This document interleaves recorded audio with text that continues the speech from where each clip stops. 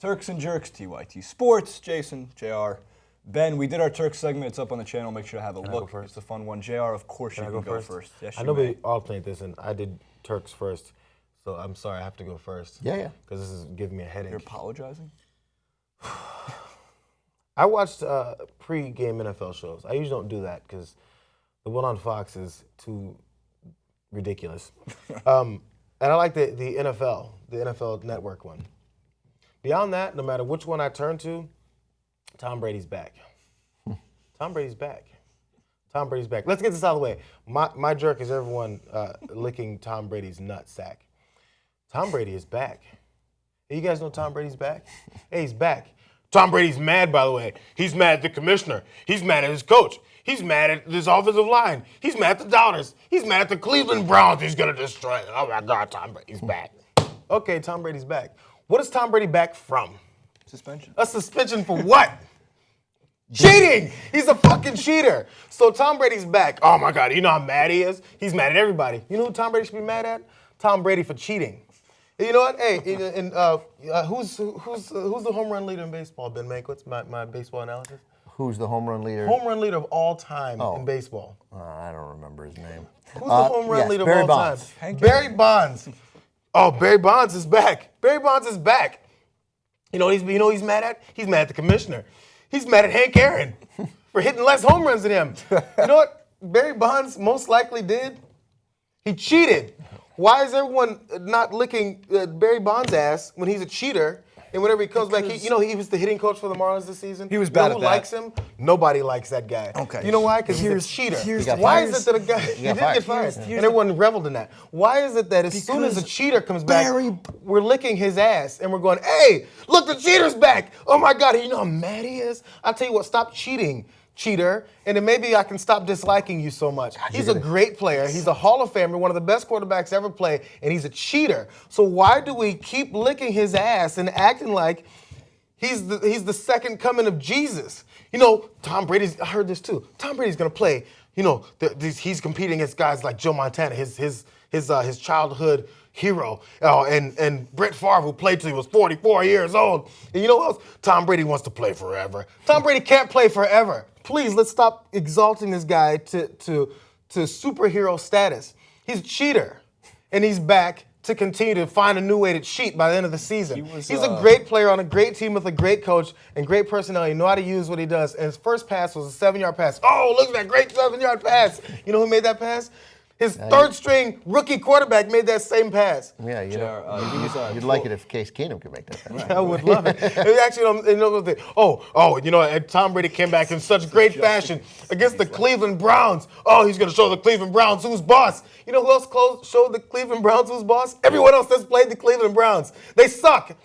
They're 3-23 in the last 26 games. That's pretty good. Who cares? They were better with Brian football, but you know what? Brady was 12 of 17. He's showing the NFL who's boss. He showed the Cleveland Browns who's boss. But so why are you mad at the Patriots fans for being fans when that's entirely driven by the pregame show and the media? That has nothing to do. The fans are being fans, which is normal. I'm mad at. Speaking of, some of the fans had some great jerseys. They made fuck Goodell jerseys, literally. It was at because the game. Goodell deflated those footballs. He might have. 12 of 17 to new receivers. He's mad at the Colts for being upset about it afterwards. They have the two tight ends combined. I mean, Gronk was 7 receptions for 100-something yards. Martellus Bennett grabbed every touchdown. I mean, the Patriots are now again the favorite to win the Super Bowl. Yeah, they should be because they're a great team. He threw for 406 yards. Last hitter to hit 400, Ted Williams, hit 406 with the Red Sox in 1941. I'm just saying. So you're going to make me defend Tom Brady, JR, because you've gone too far. It's not the same as Barry Bonds. I'm not mad at Tom Brady. Tom Brady is not the jerk. It's everyone who's surrounding him and talking about how much of a non-cheater he is. Well, okay, I got you.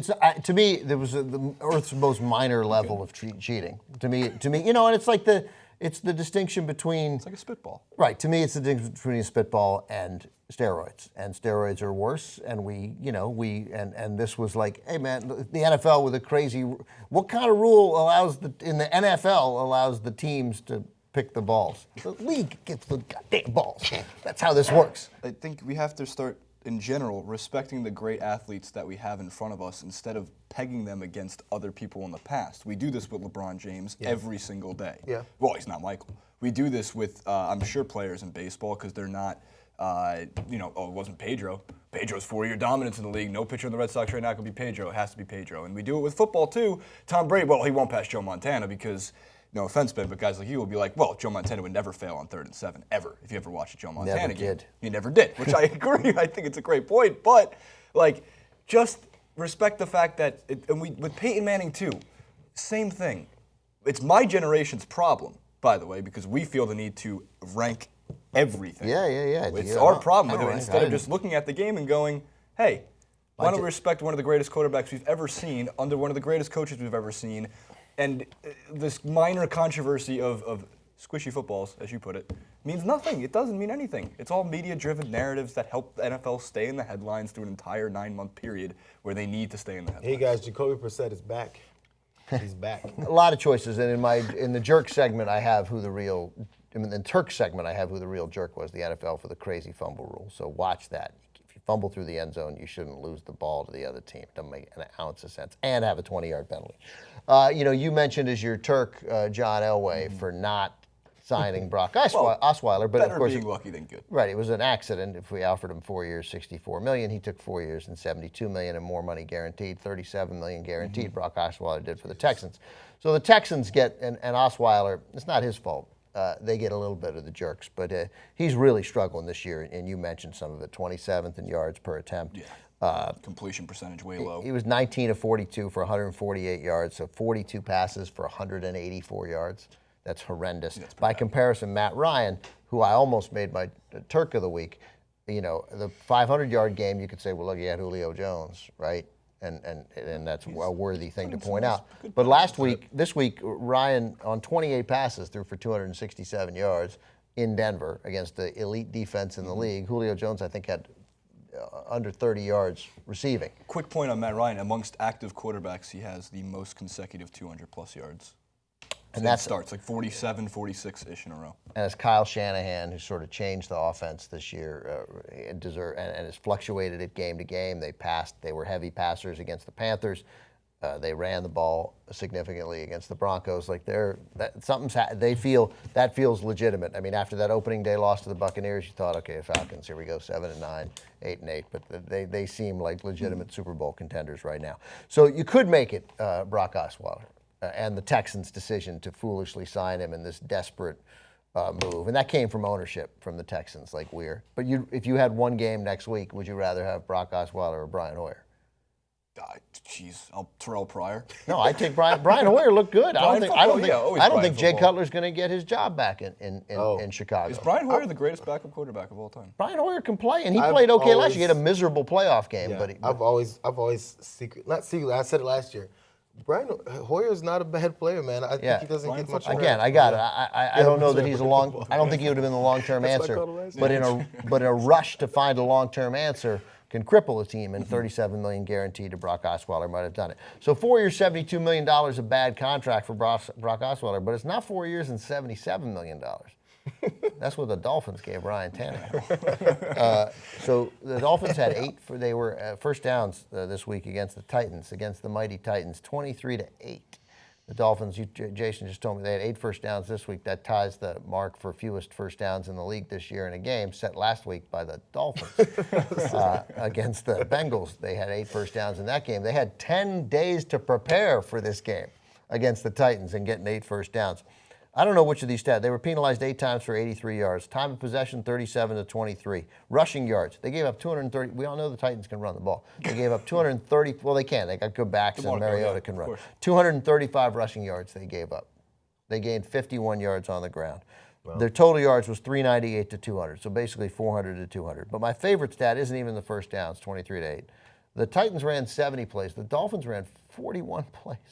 They ran 41 plays. I mean, you run. How many possessions did they have? 10?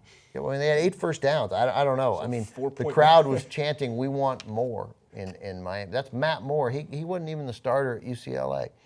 He transferred to Oregon State. Like Matt Moore, we've seen Matt Moore for a number of teams, and Matt Moore, Carolina. I think somebody else. Who else Matt Moore played for? I don't remember, but Matt Moore. I'm not saying Matt Moore is not a competent NFL quarterback, but when you got the crowd chanting the name of the definition of a journeyman backup, who was a journeyman backup in college, right? Then you got a problem. But Adam Gase, the head coach there, said of Ryan Tannehill, if he'd be replaced, no, he's not coming out. You can ask me 100 times. He's going to be in there for the rest of the season. I challenge Adam Gase on that because I just don't think you can. You're going to get 24 first downs in 3 games, and you're going to leave that guy in there? What about 32 first downs in 4 games? Right. And you know what's great, Ben? You're going to draft Ryan Tannehill in the 5th round? I signed him before the Cleveland game in both of my leagues and started him, and he actually did okay in those games. Although, as a quarterback, he looked terrible because Cleveland, you know, Tom, he had one good year. One year that looked like it was going he was heading in the right direction. Right. And then God knows things change, and Gase is there now, and to some extent I admire Gase for saying, like, because Gase has to recognize Matt Moore's not the future here. Right. And my only choice here is to find out, like Bradford did last year with the Eagles, right? Does something click in week 10 or week 11 that's going to tell me that this $77 million investment over 4 years is worth it? So I'm making the Dolphins my jerk of the week, but I'm literally talking myself out of it. I mean, he's going to get pilloried for that quote. But he should stick with Ryan Tannehill. They need to find out. There is no value in switching off of that. That's like the same conversation we had last year when I was claiming for Joe Philbin to be fired. Was you have to? It's very similar in the way that, well, if you're not going to make any adjustments, if this isn't going to prove fruitful for the rest of the season, you got to fire Joe Philbin, which they eventually did. But with Adam Gase, I don't think you fire Gase for that exact reasoning. Is just see what happens. Yeah, and see if Tannehill figures it out. And they're right, because they're 1-4. They're not going to the playoffs. I'm sticking with the Dolphins because of the play was so atrocious. But they should. But Gase is right. He should stick with Tannehill, and the Niners should go to Kaepernick, and they got to do it now. It is weird though. I think Niners are also afraid of playing Kaepernick because of the fallout over his protest. They're a little afraid of that too. I think. I'm guessing that. I think maybe. Well, maybe, but they were. If the mere fact that they were renegotiating that injury settlement would indicate we're prepared. They were thinking about playing him, which I think they should at this point. And hopefully they'll work it out. That's not Joe Flacco. That's Justin Tucker. Look in the description box below to see one of the worst attempts at a fake field goal you may have ever seen. The quick and short story of it, because we have to wrap up. Justin Tucker is a righty. It's hard to believe that happened in a football game. It looks like he's posing for a Topps card.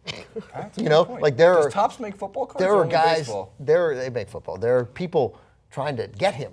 He doesn't look worried. Like, he's a pretty cool dude. Real quick. Here's his quote as to his feelings after the play. Our thinking was that if our guys in practice didn't notice it, again, he lined up as a lefty. He's a righty. A left-handed kicker. Left-handed kicker, yes. We have some smart players on the other side of the ball, then we have a chance to put one over on somebody on game day.